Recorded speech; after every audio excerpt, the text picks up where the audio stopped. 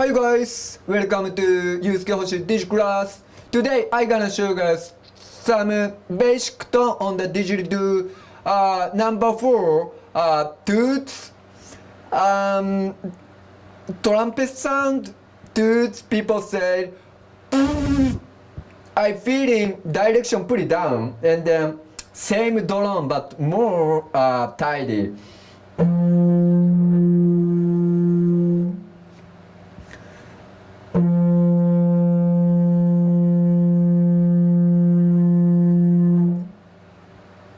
And we can, if your direction goes down, it's gonna be octave.